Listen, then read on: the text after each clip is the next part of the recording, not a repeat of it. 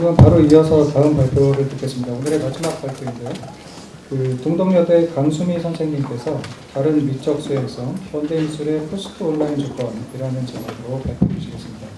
발표 시간은 마찬가지로 20분이고요. 이후에 5분 질의와 또 5분 답변이 진행되겠습니다.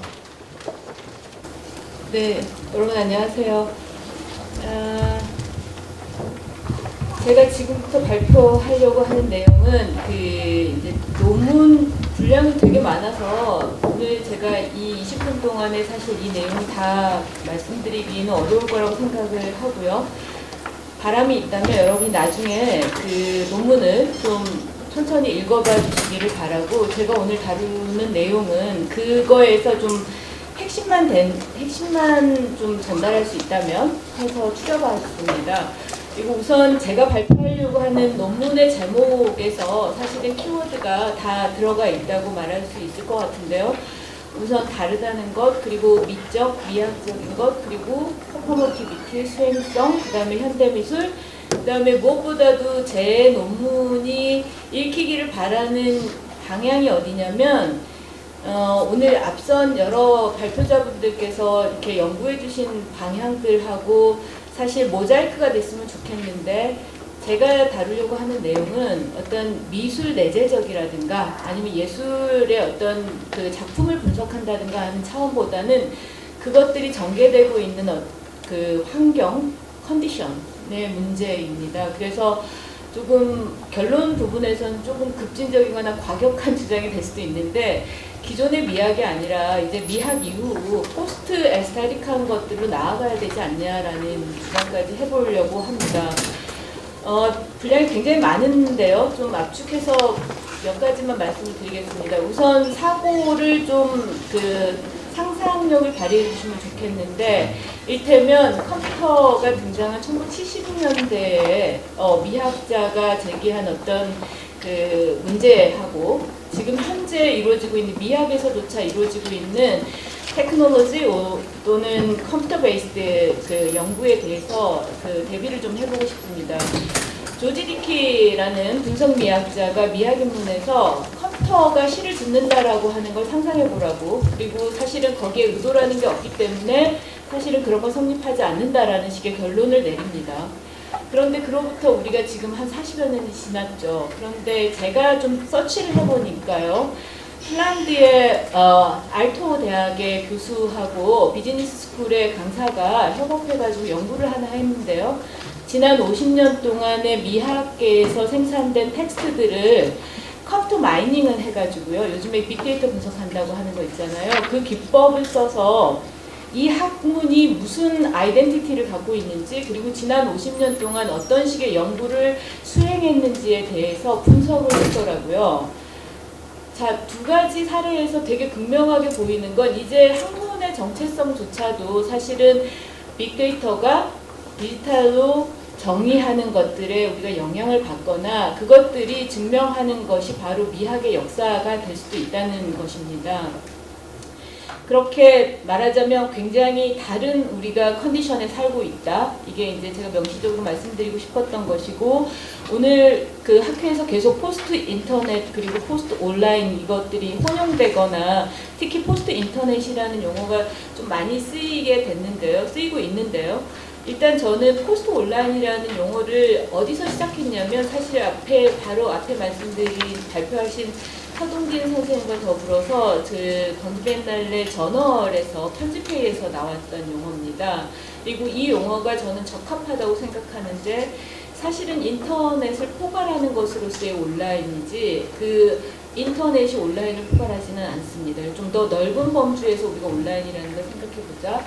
이게 제 의도고, 그런 차원에서 보면 온라인이라고 말할 수 없는 어떤 상황들이 포스트 온라인이라는 겁니다. 그래서 저로서는 이 단절, 그 다음에 접합되어 있는 차원, 중층화되어 있는 차원을 들여다보자. 그걸 시대적인 어떤 그 불연 속성으로 보자는 게 제 역사적 관점이라고 할까요? 아까 최정철 선생님 발표에서 베냐민의 역사에 대한 철학, 역사주의하고 혼용하셨는데, 그런 부분하고 저의 관점이 좀 이어질 거라고 생각을 합니다. 물론 푸코의 불연 속성도 있고요. 그래서 사회 문화적으로 어떤 특이성이 있는지, 그리고 경험과 또 나아가서는 우리의 어떤 사고 체계의 어떤 디퍼런 다름이 어떻게 있는지를 좀 강조하고자 하는 게 제 연구입니다. 그리고 연구의 방식으로는 동시대의 어떤 조건과 기술적 조건을 포함한 전반의 조건과 예술의 조건들을 교차해서 분석하는 게 제 입장입니다. 그런 차원에서 포스트 인터넷 아트하고 사실 제가 연구하고 있는 건 상당히 결이 다르다고 말할 수 있는데, 포스트 인터넷 아트를 얘기하고 싶은 것이 아니라 저는 포스트 인터넷을 통해서 예술이 속해 있는 하나의 거대한 포스필드, 역학장이라고 하는 것을 들여다볼 필요가 있다. 미학에서도. 이게 이제 제 잠정적인 주장입니다. 그래서 포스트 온라인 개념을 저보고 좀 정의를 해보라고 한다면, 인간적인 것, 사회적인 것, 역사적인 것, 특히 에스테틱한 것, 감각지각적인 것, 그리고 경험적 변화, 이 모든 것들이 횡단하고 교차되는 차원에서 연구를 하는 것, 그걸 지향하고 있고요.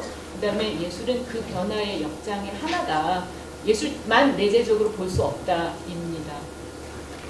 저의 키워드는 포스트 온라인 컨디션과 퍼포머티비티 두 가지인데요. 이 두 가지를 가지고 제가 다루고 싶은 것은 너무 광범위하니까요. 구체적으로는 동시대 노동의 문제, 그 다음에 몸, 신체 문제, 그리고 관계의 문제, 그리고 아까 소동선 논문에도 잠깐 나오는데 포스트 초이스, 탈진시에 대하고 저는 번역했는데 포스트 진시의 문제를 좀 구체적으로 다루고, 다음 부분에서는 그것이 현대미술 상황에서 어떤 구체적 표상으로 등장하는지를 다루겠습니다. 자꾸 얘기하지만, 그래서 이미 진부해져 버린 것 같지만 4차 산업혁명 얘기를 하는데요. 저는 이 3차에서 4차까지에서 우리가 주목할 부분은 사실은 거의 우리가 그 단절을 느낄 수 없을 정도로 연속성을 갖고 있다는 겁니다. 컴퓨터 사회라고 하는, 디지털 사회라고 하는. 그런데 왜 포스트라고 하는 용어를 붙여서까지 이 안에서 굉장히 솔기를 구분해야 되는지, 여기서 사실은 기술적으로나 하드웨어적으로는 별반 달라진 것 같지 않지만 우리의 경험 조건, 인식 조건이 근본적으로 달라졌다는 생각을 하게 됩니다. 클라우스 슈밥은 이렇게 정의하고 있습니다. 기존의 3차 산업혁명이 단순 디지털화였다면 이제는 그것들이 어떻게 종합되는지의 문제다. 그리고 그건 혁신이라고 불러 마땅하다라고 주장하고 있습니다. 앞에서 이렇게 인륜성과 그리고 윤리학적인 차원들을 얘기를 했었는데, 사실 우리가 맞닥뜨리고 있는 일상 자체가 이 문제들로 매일 폭죽듯이 터지고 있습니다. 우리가 유토피아처럼 꿈꿨던 소셜미디어와 소셜 네트워크 사회는 사실은 매우 이렇게 불온하고 불편하고 긴장감 넘치는 사회로 비결되고 있죠. 그래서 이런 식의 부정적 양상들이 생기고요. 특히나 문제가 되는 건 사이버상에서 굴욕당하는 개인들이 너무나 많아졌고, 그 개인이 사실은 또 폭력을 가하는 개인들이라는 겁니다. 다른 한편으로는 이런 소셜미디어들이 범람하면서 이익을 취하는 경제구조가 완전히 달라지고 있다고 말해야 되고, 그것이 노동환경도 바뀌고 있습니다. 세 번째, 그렇기 때문에 우리가 미학을 논하는 것도 매우 진부한 일이 돼버릴 정도로 어떤 지식의 기준들이 혼란스러워지고 있다는 겁니다. 예를 들어서 제가 자세히 논할 수 없지만 예를 들어서 어떤 사람이 아주 사적인 차원에서 농담처럼 트윗 하나를 올렸는데, 그것이 트윗의 역학으로, 리트윗의 역학으로 끔찍한 이 개인이 완전히 사회적으로 매장당하는 결과를 주는, 그래서 사회적 굴욕이 일상화되는 현실들, 그 다음에 다양한 이익을 취하게 되는데 그건 몸을, 신체를 이용한 노동이라든가 지식의 노동의 문제를 떠나서, 예를 들면 유튜버들이 이익을 취하는 방식 같은 건 기존의 산업사회나 심지어 금융자본으로도 이해할 수 없는 경제구조입니다. 그걸 예를 들어서 이렇게 말할 수 있습니다. 경제구조로는요. 기회시장, 그리고 기회구조, 기회자본, 수행경제, 관심경제 또는 픽토리얼 경제, 이미지 경제라고 얘기할 수 있습니다. 그러니까 기존의 어떤 시장에서 이윤을 취하거나 임금을 얻을 수 있었던 경제구조가 아니라는 겁니다. 노동환경도 아니고요. 오히려 새로운 기회 구조가 만들어졌는데 그거는 사실은 대량 불가능한 기회 시장이고요. 매우 임의적이고 우발적이고 그리고 즉흥적으로 일어나는 것들입니다. 그 다음에 개인의 어떤 이미지들의 근본이 있는 성패를 좌우하는. 그래서 지그할트 네켈이라는 독일의 사회학자는 그 경제 구조에 대해서 수행 경제라는 퍼포머티브한 경제다. 이때 퍼포머티브는 사실은 성과와 개인이 어떤 퍼포먼스를 펼치는지에 따라서 경제적인 이윤이라든가 효과가 완전히 달라지는 걸 얘기합니다. 그때 가장 중요한 건 수행적인 신체. 그 신체가 외모가 뛰어나고 몸매가 좋고 특히나 뭔가 제스처가 스타 엔터테인먼트에 부응하면 할수록 더 자본이 높아지는 이런 시스템들을 얘기할 수 있습니다.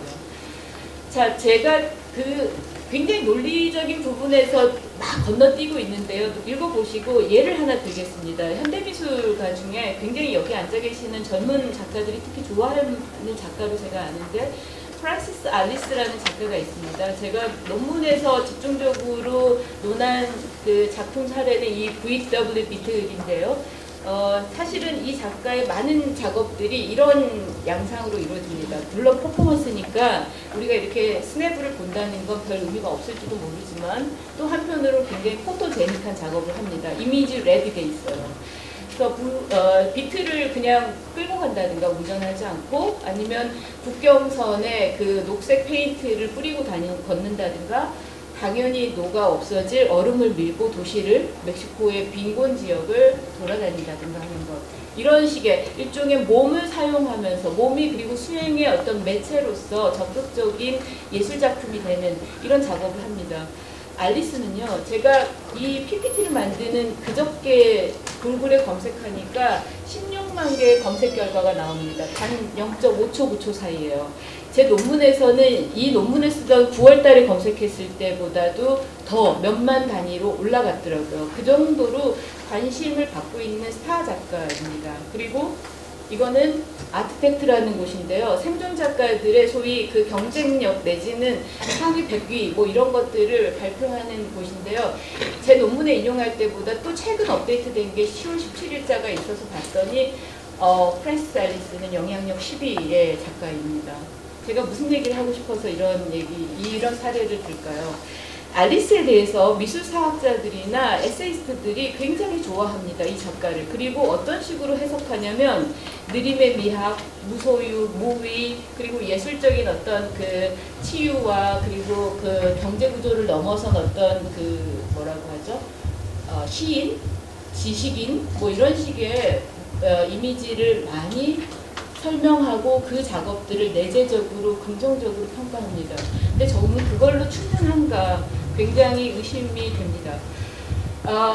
알리스입니다. 알리스가 또 작은 그 토이를 장난감을 끌고 가는 그 멕시코 나푸데 지역에서요. 그거는 마치 19세기에 산업사회에 대해서 저항한다면서 거북이나 랍스타를 끌고 나가는 시인 네르바라고 비슷합니다.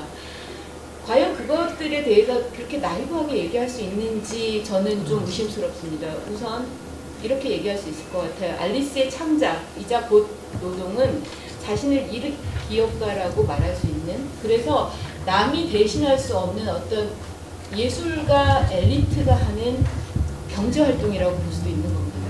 그리고 그의 명성과 성과는 어떻게 이루어지냐면 계속 저 같은 사람들이 공적으로 언급하고요. 국제미술계에서 캐스팅되고요. 그렇게 해서 중요한 엘리트 아티스트로서 네이밍되면서 계속 프리미어로 올라가는 거죠. 전 세계 첫 번째 작가 뭐 이런 식의. 물론 5분 남았어요. 네, 어떡하죠? 3분의 1도 안 됐어요. 저도 지불 능력이 있는 그 생산자가 아니어가지고 그 기회시장 방식을 따라야 되겠는데요. 간단하게 그러면 넘어가겠습니다. 알리스식의 그것들이 노동과 몸과 그리고 우리가 그런 부분들을 미학계나 이 미술사가 수용하는 방식이 해석의 다양성이라든가 뭔가 다른 수행성을 찾아볼 수 있다라는 식의 의미부여를 하는 게 현대미술의 의미의 미결정성 같은 것들입니다. 근데 그게 자본주의 구조 속에서 매우 효과적으로 기회 생산과 기회 경제에 부응할 수 있다는 게 우리가 비판적으로 생각해볼 지점입니다.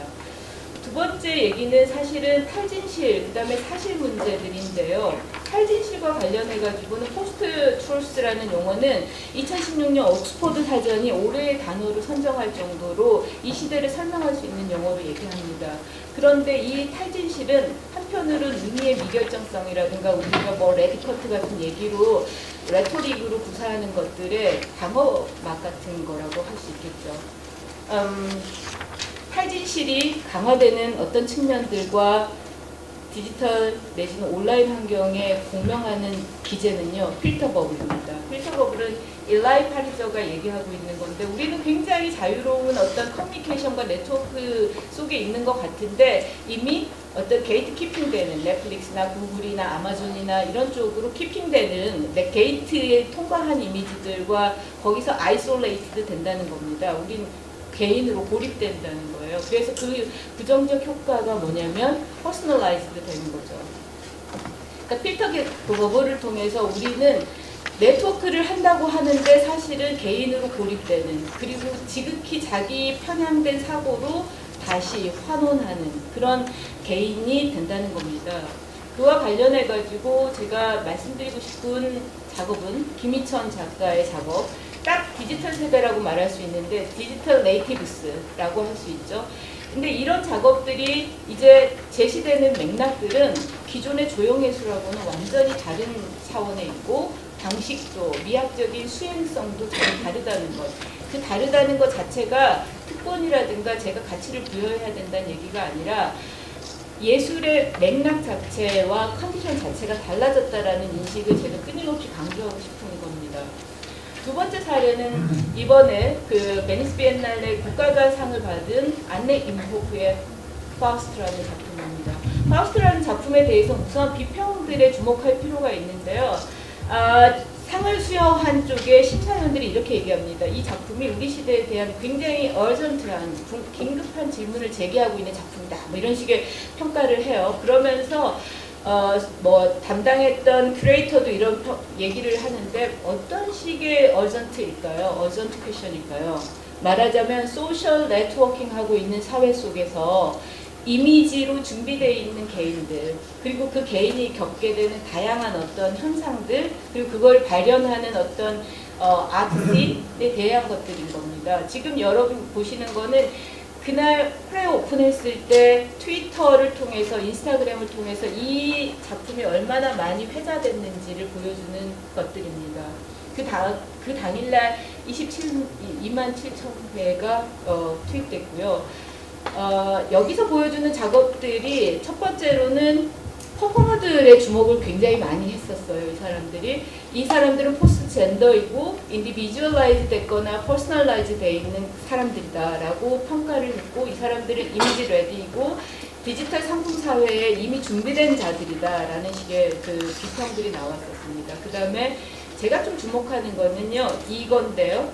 우리가 소셜 네트워킹 한다고 하는 그 환경 자체가 일종의 우리 같은 거라는 겁니다. 글래스 케이지 같은 거라는 거예요. 투명하게 모두 다 들여다보는 것 같고 네트워킹 하는 것 같지만 사실은 갇혀있는 것. 이렇게 볼 수 있고, 그게 컨템포러리 라이프, 동시대 삶이라면 그 동시대 삶과 동시대 아트가 상당히 공명하는 것처럼 보이죠. 그리고 긍정적인 미술 비평은 어떻게 나오죠? 이런 현대 사회를 잘 건드리고 있는 작품 파우스트, 이렇게 나오겠죠. 그러나 제가 보기에는 이런 식의 담론 구조와 실행과 그것들은 사실은 기회경제, 관심경제에 굉장히 먹잇감을 잘 줄 수 있는 담론 구조라고 생각합니다. 작품 창작 구조이기도 하고요. 그게 일종의 클라인병처럼 안팎이 그냥 같이 있는 거라고 말할 수 있다는 거예요. 정말 그게 비판적 인식을 할 수 있게 해주는 건지, 아니면 정말 안내 이모프가 그런 소위 그 디지털 코모디티를 넘어서는 어떤 것들을 보여주는지에 대해선 사실은 저는 의구심이 많다는 겁니다. 결론 얘기하겠습니다. 결론은 또 다른 사례를 든 것 같은데, 쉰디 셔먼이 지난 8월에 갑자기 그 인스타그램 비공개 계정으로 있다가 갑자기 공개로 계정을 바꿨어요, 자기가. 그러고는 이렇게 페이스툰이랑 뭐 퍼펙트 365라는 앱들을 이용해서 자기 계속 이렇게 이미지를 바꾼 그 셀포트레이트. 근데 셔먼이니까 의미가 있는 것이 셔먼은 80년대부터 계속 언타이틀드 필름 스틸을 통해서 자기가 소위 이렇게 변경된 소위 아이덴티티를 계속 구사하는 작업들을 했었잖아요. 그죠? 그래서 그것들을 이 작가가 이제 동시대 셀피라는 디지털 셀피라는 걸 갖고 한다는 것도 상당히 맥락이 닿아 있습니다. 근데 주목할 거는 이 작가는 이거를 뮤지엄이나 이런 데서 보인 게 아니고요. 인스타그램이라는 그 소위 디지털 상에서만 보였습니다. 그리고 뉴욕타임즈의 리뷰가 어떻게 나오냐면 이게 바로 우리 시대 익스비션이다, 전시다라는 식의 평가가 나왔습니다. 저는 이 사례를 가지고 결론적으로 얘기하면 이런 겁니다. 제가 포스트 온라인 조건이 무엇인지를 정의하는데 이 논문의 목적이 있었습니다. 그러니까 사실은 조건은 우리 모두가 경험하고 있기 때문에 그냥 공기 같은 거예요. 근데 그거를 학문적으로 정의할 필요가 있고 그렇게 정의가 되면 이 다음에는 이제 우리가 그런 미학적인 도구는 내지는 미학적 관점은 어때야 되나? 라는 식의 설정이 가능할 거라고 생각했습니다. 너무 얘기했습니다. 여기서 끝내겠습니다.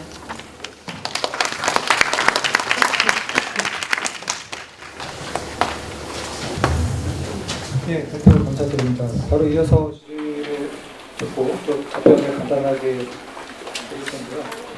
그 질의는 연세대학교 서현석 선생님께서 해주시겠습니다. 그 시간을 잘 지켜주셔가지고 계속 저희가 시간 지체 없이 진행해 드리고 마찬가지로 질의 5분, 답변 5분 진행해 주시면 감사하겠습니다.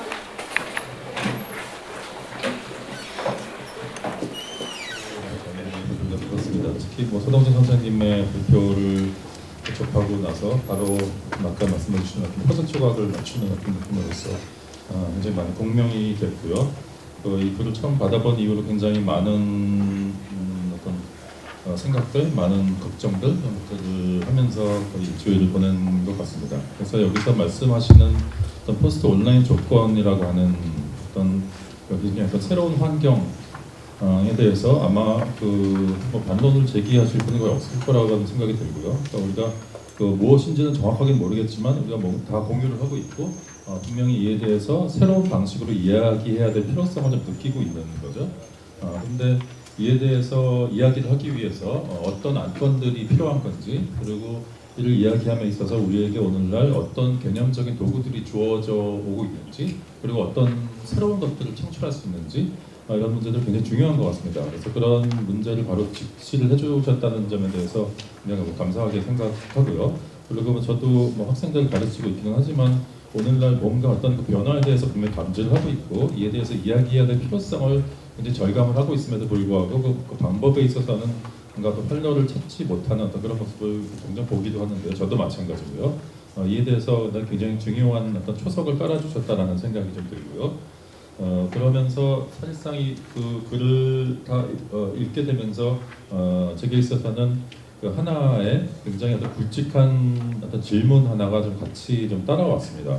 그래서 이 질문은 그냥 이 글의 어떤 행간에 들어있는 어떤 사소한 질문에 멈추는 것이 아니라 마치 그 쓰나미처럼 굉장히 총체적으로 제가 고민하는 점들 를 소환을 하면서 어떤 매우 거대한 문제로서 다가왔고요.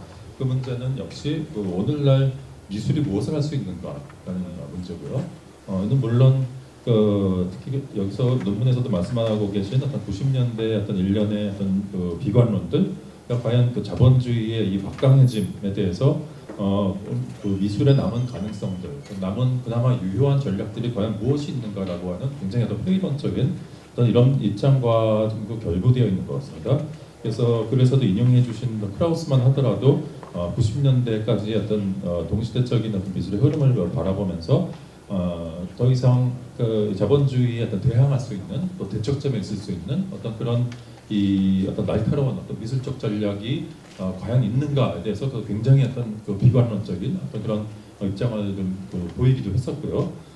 그렇다고 한다면은 분명히 어떤 여기서 강수민 선생님도 그렇지만 서동진 선생님께서도 말씀을 해주신 어떤 이런 새로운 미디어 환경을 통해서 분명히 뭔가 어떤 새로운 어떤 무언가가 지금 우리에게 다가오고 있었고 그것이 오늘날 우리 손에 쥐어져 있는데 이것이 과연 어떤 의미인가라는 거죠. 90년대 어떤 비관론을 넘어서는 어떤 그 뭔가 어떤 새로운 어떤 가능성들의 일련으로서 우리가 볼 수 있는지라는 어떤 질문이 계속 감돌고 있고요. 그러면서도 사실상 아까 잠깐 언급을 해주셨지만 우리가 이렇게 새로운 환경에 대해서 그 이야기하는 것은 그 2016년, 2017년에 어떤 새롭게 나타난 것은 아니죠.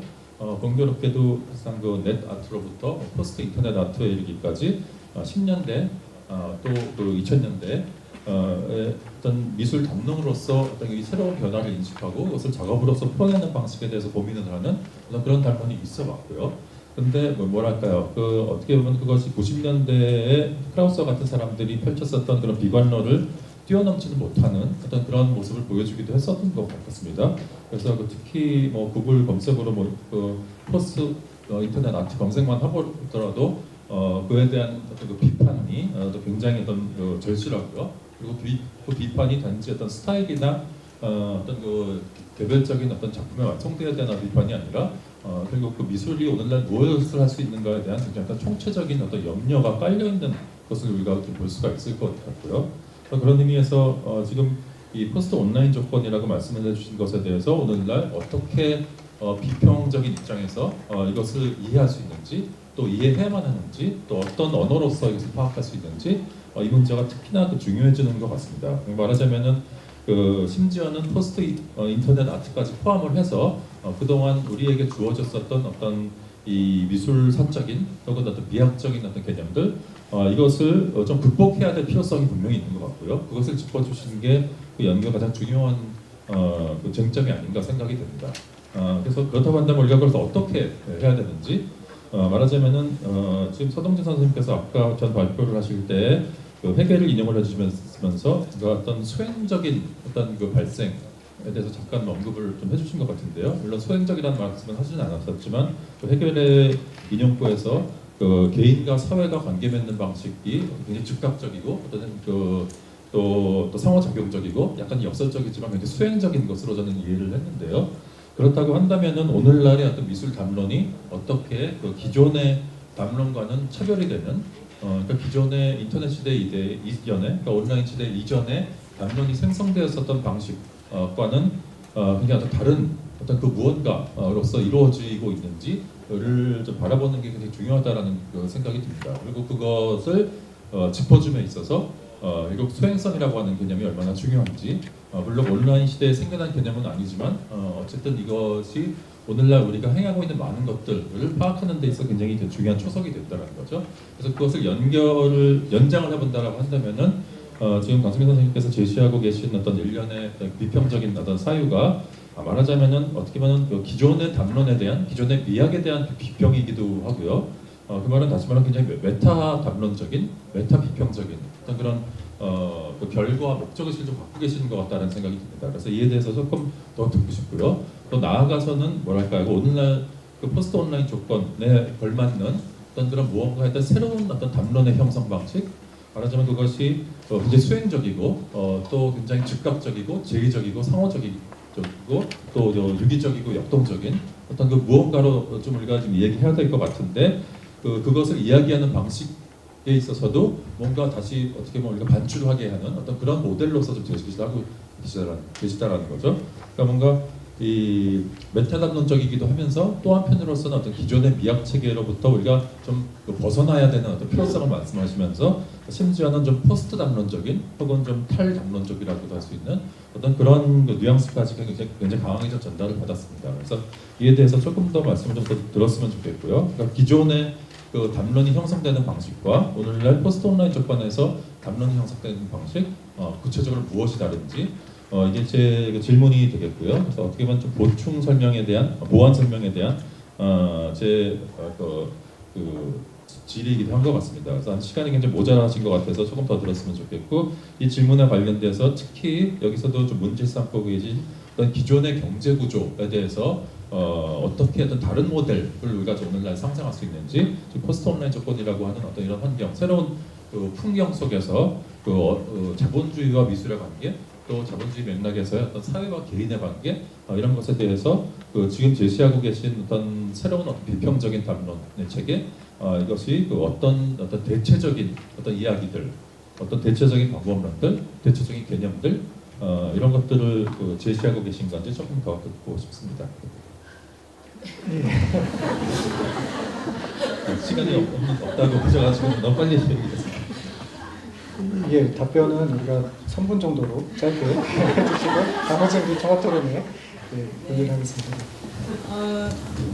아마 지금 저를 포함해서 청중분들이 웃으신 이유는 이 발표를 압도하는 질의의 퀄리티에 아마 웃으셨을 거라고 생각하고 그런 점에서 저는 굉장히 행복한 발표자이지 않나라는 생각하는데요. 답변의 내용은 불행하게도 이렇게 행복한 답은 안 될 것 같습니다. 우선 저는 글 자체가 선정적이 되기를 원하지 않았기 때문에 알리스든 이런 비판적 맥락을 아주 이렇게 두드러지게 그런 선정적 용어를 쓰지 않고 썼는데 사실은 거칠게 예를 들면 저는 현대미술 컨템포러리 아트의 상황들에 대해서 상당히 비관적이고 좀 절망적인 시각을 갖고 있습니다. 근데 그건 예술작품 자체에 대한 문제가 아니라 이렇게 말이 좀 그렇지만 예술가들 그리고 예술계에 있는 사람들이 하는 어떤 수행 자체에 신뢰하기가 어렵다라고 하는 측면입니다. 그리고 그거는 예술계의 문제만은 아니라는 것. 그러니까 우리 예술가나 예술계 전문가라고 해도 그 사람들도 다 그냥 일상생활 속에서는 범인이잖아요. 평범한 사람들인 거잖아요. 근데 그런 속에서 그러니까 저는 좀 거시적으로 봤을 때 이 시대의 이런 어떤 지형학이 뭐냐를 보고 싶었고 그게 컨디션이라는 개념을 가지고 해본 것이고 그렇게 봤을 때 예술은 그 안에서 분명히 그러니까 영향을 받기도 하고 작용을 하기도 하는데 문제는 거기에 매우 약하게 있더라는 겁니다. 그래서 항상 고민을 하면 마켓 오리엔티드 된 거 얘기를 하거나 아니면 스타 시스템이 돼가는 이런 미술계 그다음 이런 얘기들을 할 수밖에 없는데 저도 마찬가지로 이 논문에서 그런 현상들을 지적을 할 수밖에 없지만 문제는 다시 고민을 해보면 아티스트 개인으로 들어가면 그것 말고 무슨 답이 있냐는 겁니다. 그렇게 따지면 결과는 답은 뭐냐면 영세주의밖에 없죠. 그럴 수밖에 없어 이런 식의. 근데 이러니까 지금 서 교수님이 막 이렇게 질문을 해주실 때 갑자기 제가 이제 베냐민의 말이 떠올랐는데 영세주의에 빠지거나 감정이입하는 게 아니라 우리는 영세주의를 조직할 필요가 있다고 얘기했습니다.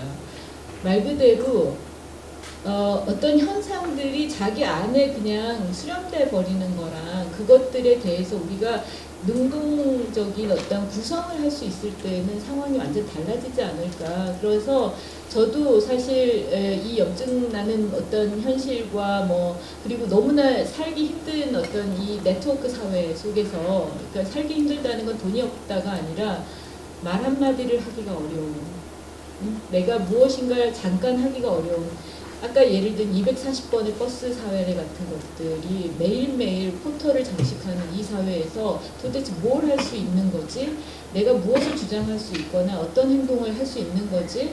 라고 하는 게 너무 어려워졌다는 겁니다. 그런 사회에서 할 수 있는 건 염세에 빠지거나 떠나는 거죠. 근데 떠날 곳이 없는 게 이제 컨디션인 거고요. 조직권인 거고요. 그래서 저는 답은 되지 않겠지만 어떻게 그러면 이런 염세주의 상황들을 조직화할 건가? 예술은, 자기 처지는, 아니면 사회는, 경제구조는 이 생각을 해야 된다고 봅니다. 최소한 경제의 주체들이 아니라 경제를 들여다보는 학자들은 해야 된다는 생각을 하고 있고요. 선생님이 굉장히 많은 말씀을 해주셔서 제가 굳이 답변은 다 안 해도 될 것 같은데 고치 설명을 뭐를 해야 될까? 이거는 답을 잠깐 예, 1분 내고 기존의 담론, 심지어는 포스트 담론 상황인 것 같다고 말씀하셨는데요.